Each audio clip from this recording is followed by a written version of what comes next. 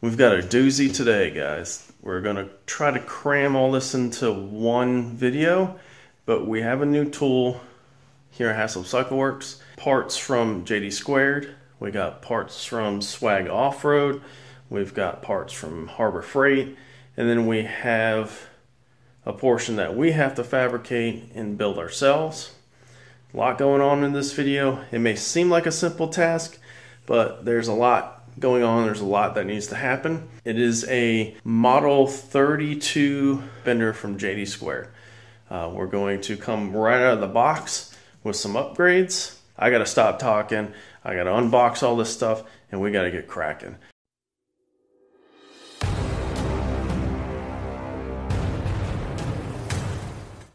First thing we're gonna do, of course, is unbox everything, but because of the amount of parts that I think that's in this, we're just gonna do one thing at a time. So first up, of course, is the bender itself, which I mentioned is from JD Squared. It is the Model 32. I'm not gonna bore you with the unboxing. Got the Model 32 tube bender all unpacked. Pins, hardware, each piece, everything looks like it's here. This box was very heavy, and you can see why. Some of this stuff is super thick. And that's inherent with the Model 32. A little bit heavier duty than the Model 3. That's why I went with it. In case I try to bend some heavier wall stuff, I'll be set up for it. So I'm going to read through the instructions, go through the inventory list, make sure everything's here, and I'll bring you back once we start putting it together. Good thing I read the instructions, because it appears that what I really need to do first is have something to mount this tube bender to. That's going to be the part that we have to fabricate. I'm going to make a pretty simple stand for this. The main bulk of it's going to be 1x1 square tubing and 2x2 square tubing. Get that all welded up, and then what we need to do is take this, and this is the bottom plate for the tube bender.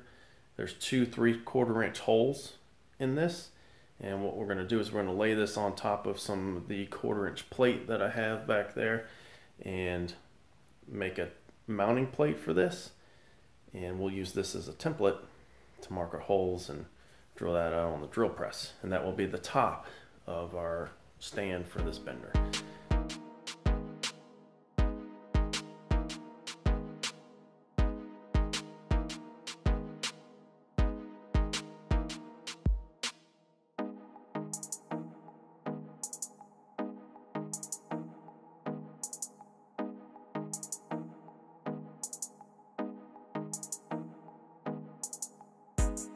Alright, got the stand built for the tube bender, and you can see the caster mounts that I left over from Flat plasma table, extra legs I accidentally purchased.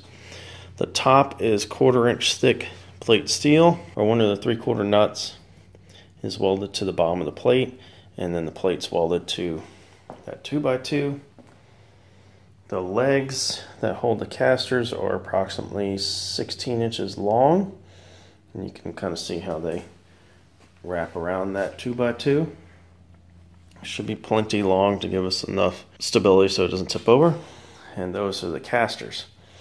Now, from the floor to the top of that plate is approximately 32 inches, which seems a little short until you add these casters, which add almost 6 inches to it. So it's going to be right at 38 inches. At the top of this plate, plus the height of the tube bender, should put us right around 40 inches. Should be a nice, comfortable height. I'm going to throw a coat of paint on that, bolt the casters to it.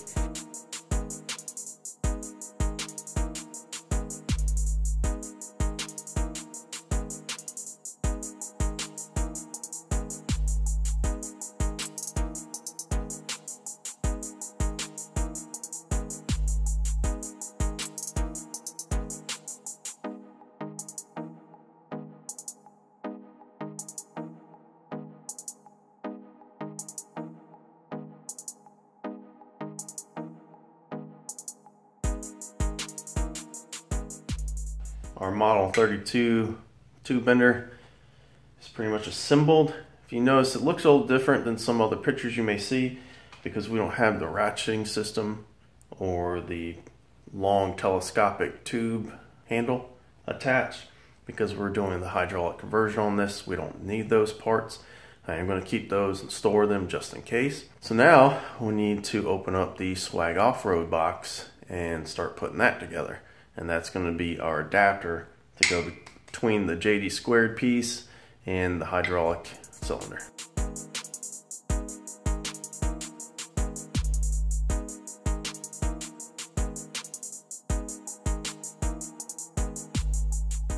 We just have to weld up this mount, and it's just these corners,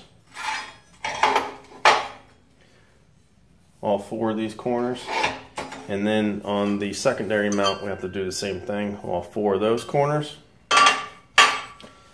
And then there's some tabs that we have to slide a tube into and then weld that fully.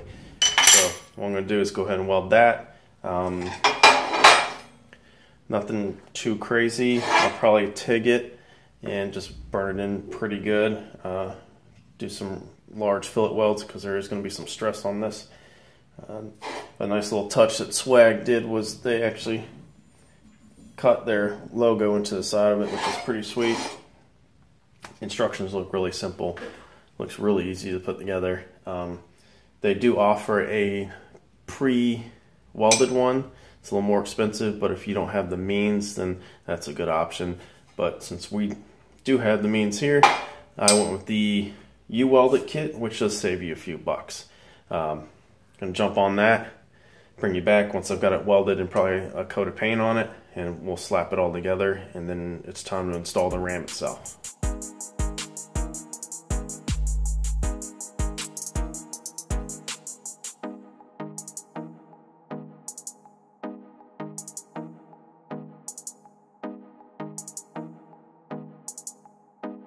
Alright, we've got our Swag Off-Road pieces fully welded, coat of paint on them, and if you notice, the ratcheting arm is not installed on the Model 32 because with this you don't use any of those parts.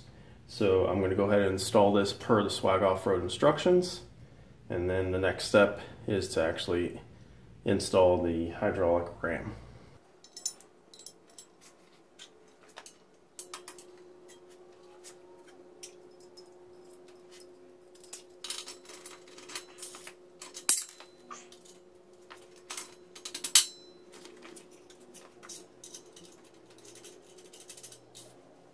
First things to do with the cylinder, read the instructions. You may have to bleed this, so follow those carefully.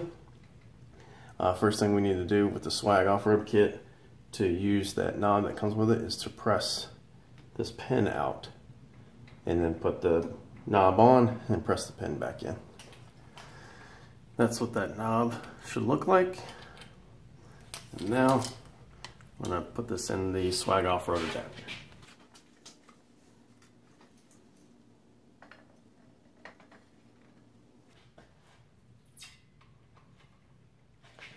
Don't forget this collar stop, it goes on top. Because of the weight of the ram, it's going to want to tip up. This is actually going to force it down to stay level.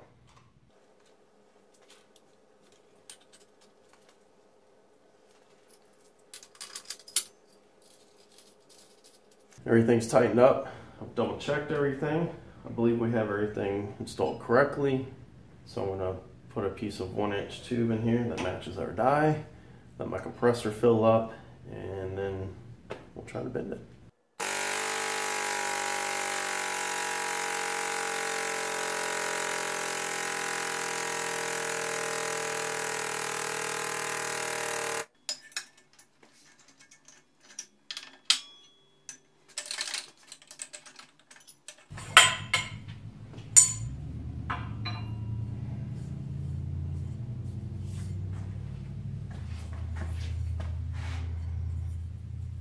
That's actually a little bit past 180. Like I said, I need to sacrifice a piece of pipe or two to figure out spring back and the length of the waist to make a bend, but man, that's that's smooth. Performed flawlessly. I mean, it did exactly as advertised. I had zero issue out of the hydraulic ram, zero issue out of the Swag off-road piece. That welded beautifully. All that was TIGged. Everything fit perfect. Zero issue out of the JD Squared bender. Again, perfect fit.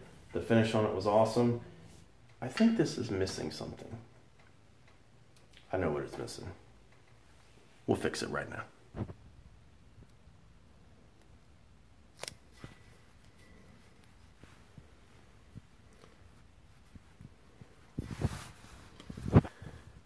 But of course, you can't have a bender without a bender.